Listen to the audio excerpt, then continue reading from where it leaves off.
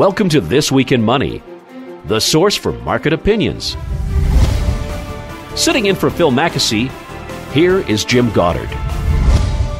My guest is Gerald Celente, publisher of the TrendsJournal. He's on the line with us from Kingston, New York. I only knew about Kingston, Ontario. I didn't know there was a second Kingston. Nice place? It's colonial Kingston. This is the seeds of democracy was sown here. We have the 1777 Senate House. It's the oldest public open building in the United States. And we have the Four Corners over here that it's the only place on each corner where there's a pre-Revolutionary War stone building on each corner. So it's the most historic intersection as well. And it's in the foothills of the Catskill Mountains. So, yeah, it's lovely. Hudson Valley.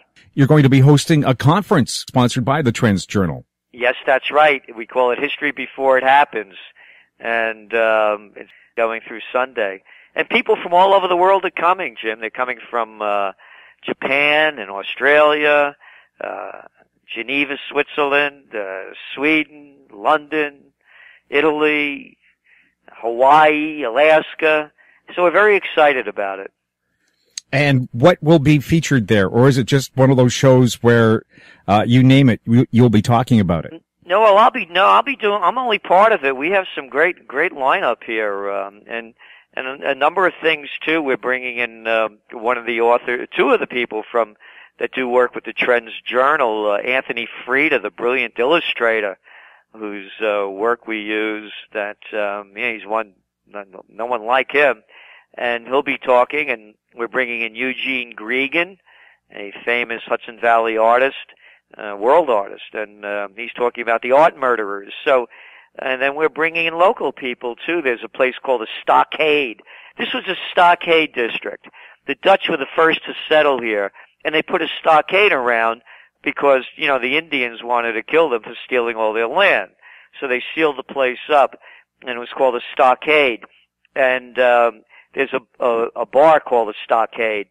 As a matter of fact, it just won one of the best 20 bars in the United States, and it was conceived by a couple that are both artists. But what makes this place so different is not only it's a great place, but they use the highest quality ingredients in everything that they make, and they go back to the late 1800s in mixing drinks. So they have all these kind of specialty drinks that they mix, from the American drink book, and all, of course, everything local that they can possibly have.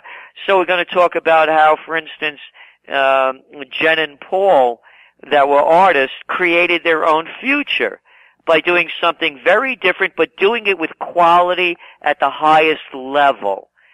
So it's a continuing learning process, is what the conference is about, and a lot of other things as well. And of course, I'll be talking about trends and what we see coming next, and how to track them. What is the next big trend? Unfortunately, or you have to pick a topic and then say what's the big trend in, say, finance. Well, the big trend in finance is, this thing is going to. It's a bubble. Everybody knows it. I mean, I'm not making this up. You look at the news this past 2 weeks. How many mergers and acquisitions were there? From 40 billion to 8.5 billion, on and on and on. There's more merger and acquisition activity in the first 6 months of this year. It rivals 2007 because of all the cheap dough out there. They're printing this stuff up with record low interest rates. So they're creating another bubble. It's as simple as that. And when you look at, for example, you're looking at median household income, it's below 1999 levels. And then you look for the 1%, they're way up. And that's because of all the cheap money that's building the equity markets and blowing up the bubble. And it's not only in the United States, it's a worldwide infliction. If I was to say to you, listen, I got this great scheme. You know what we're going to do? Negative interest rates. Yeah, that's right. Negative interest rates. If you want to put money in the bank, we'll charge you, but this way we keep the Ponzi scheme going, and the big guys could borrow money almost for nothing. So that's what we really see happening. It's only a matter of time. One of the analysts I talked to said companies right now reacquiring their own shares at very high prices. It's like a snake eating its own tail. Exactly. Again, it's a Ponzi scheme. Look where the money is going. It's only going to the top. The rest of society is going down. They still don't call what's going on in Greece a depression, or what's going on in Spain. 40% youth unemployment in Italy, Portugal. I mean, you go around the world, and then the Ukraine crisis. Put on top of that the Gaza-Israel crisis, add into that the Syrian crisis, and they just keep going around the world. Venezuela, hey, Argentina, they're talking about will they default on their bonds? And of course, we know the answer. So we're going to see how that impacts the market long term as well. Well, speaking of what happened in Europe, could you see the governments in Canada and the U.S. approving another buy-in to banks to bail them out instead of using taxpayer money? They just rob you of your own bank account? They'll rob you any way they can do it. Any scam that they could come up with, they'll do it. Whether they're the bail-ins, whether they're the bailouts, whether they're taxing you for every little thing that you do, whether they add a value-added tax, whether they increase your income tax, whether they tax you for sleeping too long or not sleeping long enough, they're going to do something to steal your money. They have a real great track record of doing it. When you're driving in your car, the police stop you for every minor infraction. They'll rob you 6 ways till Sunday. And of course, whenever they put up fees too for using a park or whatever, that's another tax, isn't it? Exactly. It's they shaft the people any way they can. And that's what they're going to keep doing. Because that's all, the only people the politicians represent are the multinationals and the people that feed them money to run their campaigns and to keep them into power. They could care less about us. I mean, people better grow up about this myth called democracy. It doesn't exist in North America. What do you have? You have two parties to choose from, basically. How about calling them the Bloods and the Crips? I'm serious. They're murderers and they're thieves. They start wars and kill innocent people in foreign countries, and they steal your money in the names of too big to fail. And every other way, they're murderers and thieves. Why can't people call a spade, a crook, and a thief, and call them politicians? In Canada, a lot of people are upset that the Canadian Armed Forces, who used to be known as the world's best peacekeepers because they won't back down from anyone, all of a sudden now we've become aggressors by taking part in the war in Afghanistan. And now the Canadian flag doesn't stand for, hi, we're here to make sure you guys don't kill each other anymore. It's disappointing for us. It should be. And this is all part of multinationalization and globalization. It's as simple as that. There's no myth of a one world government. It's happening. The one world government's maybe four, major governments in controlling different parts of the planet. So whether you have, the Russia-China, cooperation or NATO, US, and Canada, and then, Southeast Asia, whatever it might be, or the BRICS, whatever it is, it's a conglomeration of countries. And they take their people to war for any reason that they can make up. And what they do, it's the same story over and over. They set the narrative, and they form the conversation. So, for example, when that Malaysian airline was shot down over Russia, or did it blow up in the sky? So here's my take. When I first heard it, Jim, Malaysian airplane, crashed over the Ukraine. Man, I said, another Malaysian airliner. What's going on with this company? CNN had that story about they can't find a plane as a headline story for 7 weeks. We documented it. We put it in the TrendsJournal. I said, what's going on with that airline? But that's not what you heard. The first word you heard was, Russian separatists shot the airliner out of the sky with the help of the Russian government. within minutes. Within minutes. You know, I remember when this Flight 800 blew up leaving Kennedy Airport here in New York. People said they saw missiles going at it. Right away, the government officials came out. Let's not rush to judgment. We're going to put together a committee, and we're going to look into this. We're bringing in the greatest experts to piece this together. And it went on for months and months and months. But no, instantly, they told you they set the narrative. So now, whether or not we ever find out who did what about what, it doesn't make any difference. It's embedded into people's minds. Let's hate the Russians and those Eastern Ukrainians. And then you see the same thing going on with the slaughter going on in Gaza. The story keeps changing. Oh, it was 3 kidnapped Israeli kids in occupied territory, teenagers. And Netanyahu came out and said, Hamas did it, and they're gonna pay for it. Huh. And then we just heard from an Israeli police chief over there saying that, no, it wasn't Hamas, it was a lone cell. Hamas had nothing to do with it. Well, that doesn't make any difference. Bombs away. Oh, and then there's the tunnels.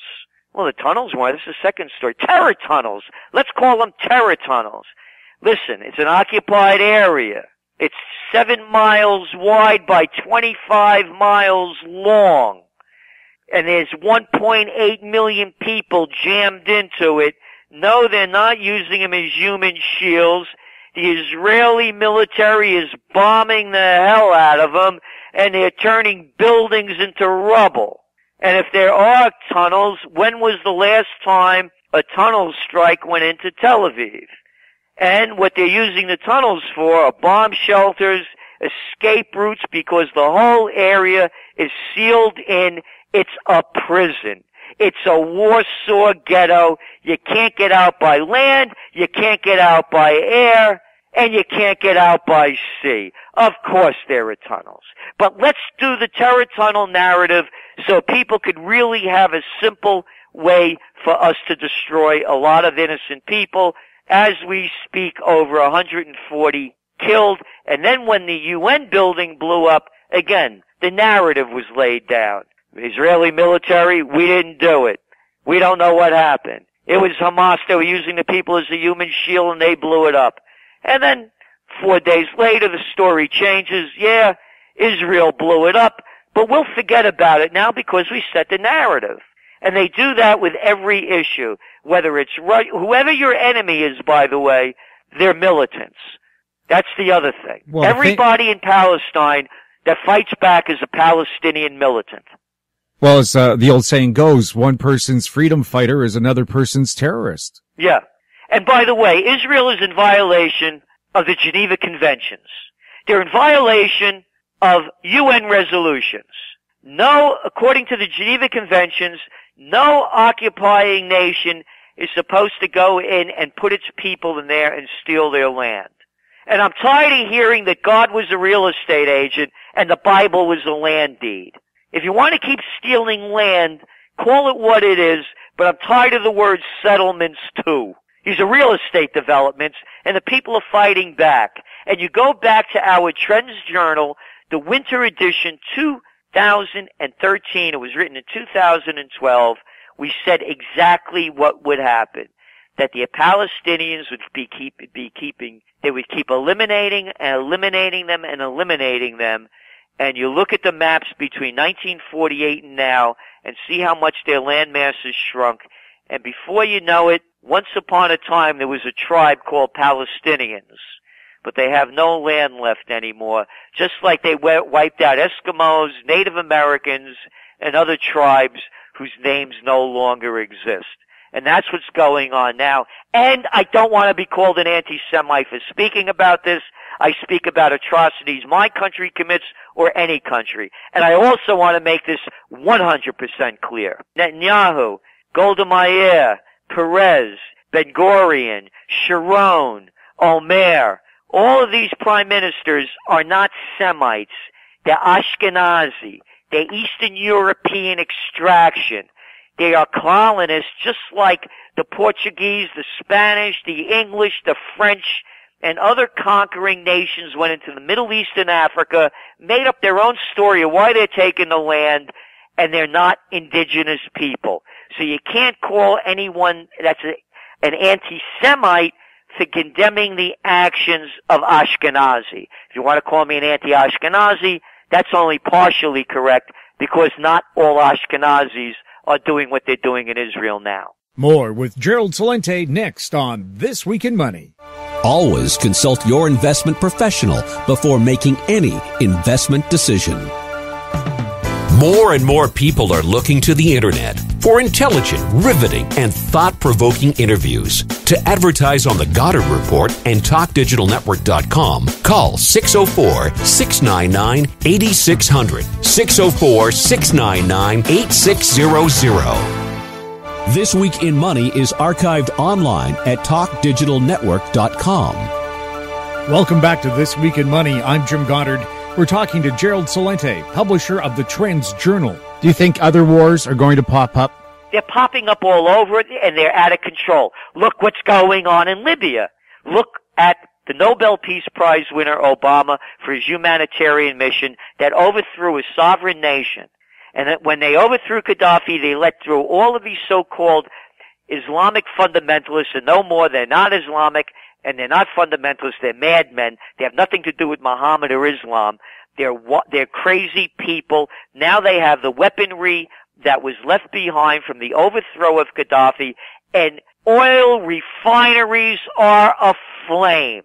And it's not only an environmental disaster and an economic disaster for Libya, it's an environmental disaster for the region.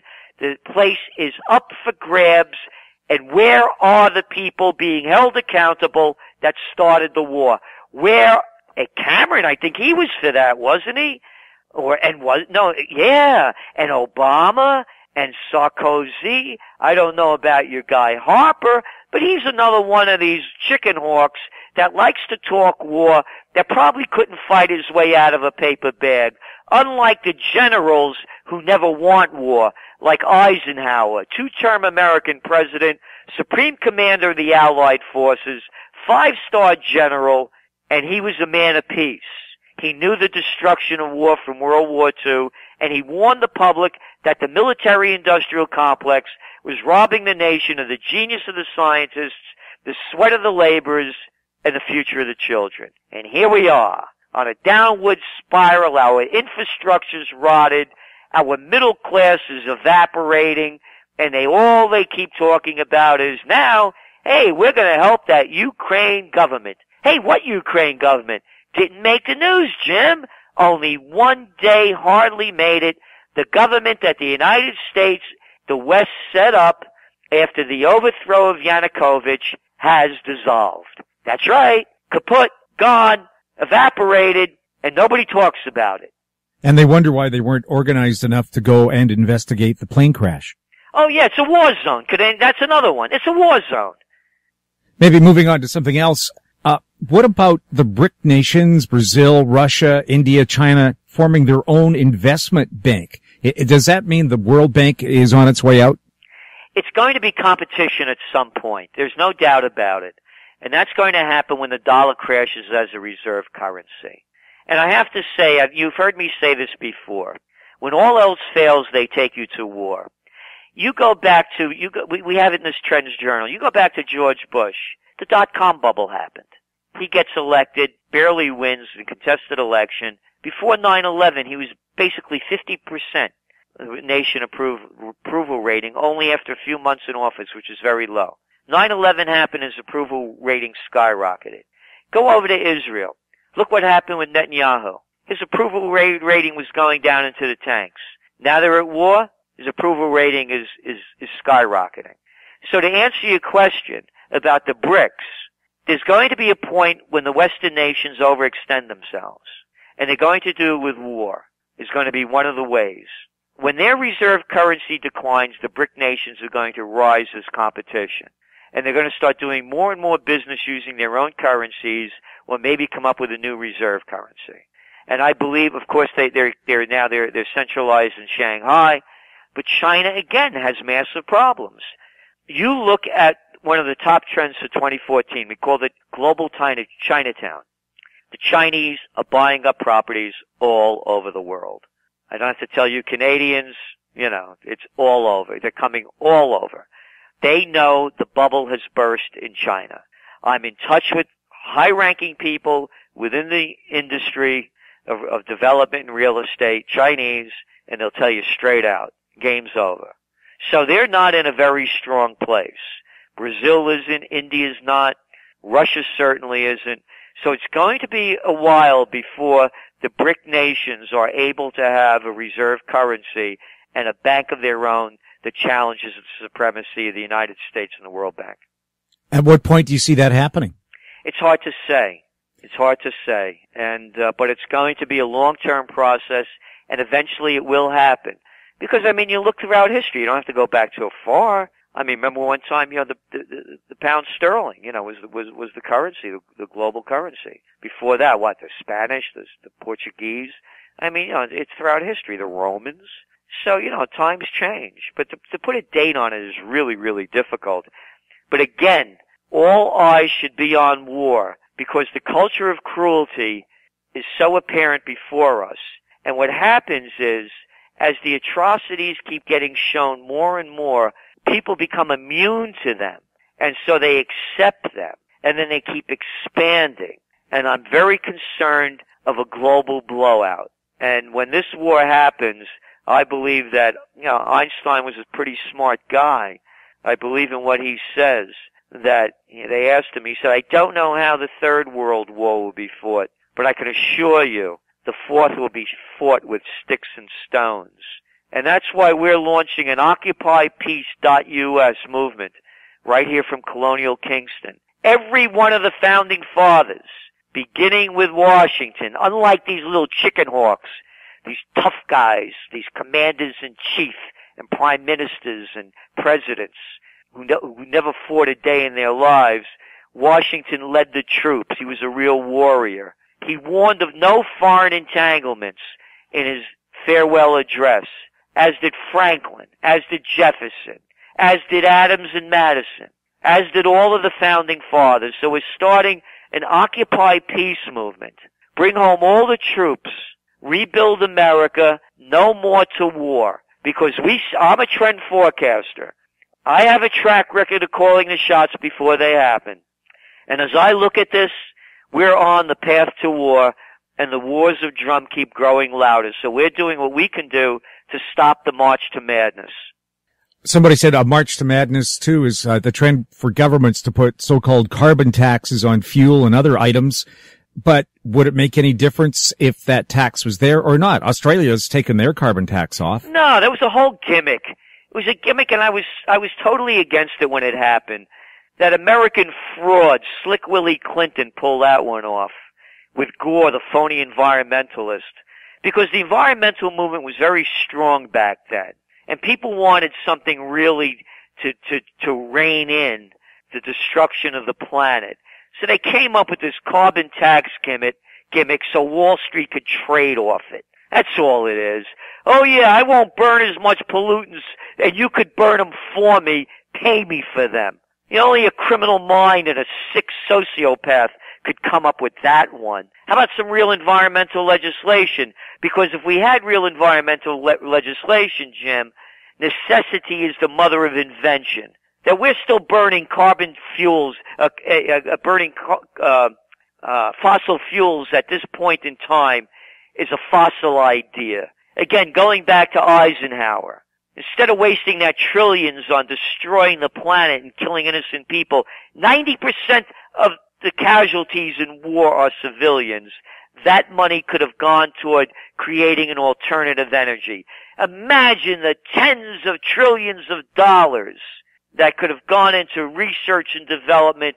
We'd be sitting clean and pretty now rather than talking about something as fossil as a fossil fuel and a carbon tax. I read an article on the weekend that said we're still paying the price economically for the First World War, where 10 million young men were slaughtered needlessly, and the best minds in the world who would have been building mines and looking after Canada's natural resources. In British Columbia, entire communities, their male populations were wiped out in that war. And we're still paying that price economically. Is that the kind of thing they still want us to suffer from? Yeah, who are they? They are madmen. They're sociopaths and psychopaths. World War I, as any historian knows, or anybody with a half a brain that knows how to read and think, was a totally useless war. And what was it for? It destroyed Europe right at the height of its creativity and creation. And as you said, entire towns lost their young people. Look what happened to France. On and on. All the civilization that's been destroyed. World War II as well. And now they're on to the march of war again. Look at Iraq. How come they're not bringing these people up on war crime tribunals who started this war, feeding us fake reasons? And they never stop. Saddam Hussein has weapons of mass destruction and ties to Al-Qaeda, I tells you.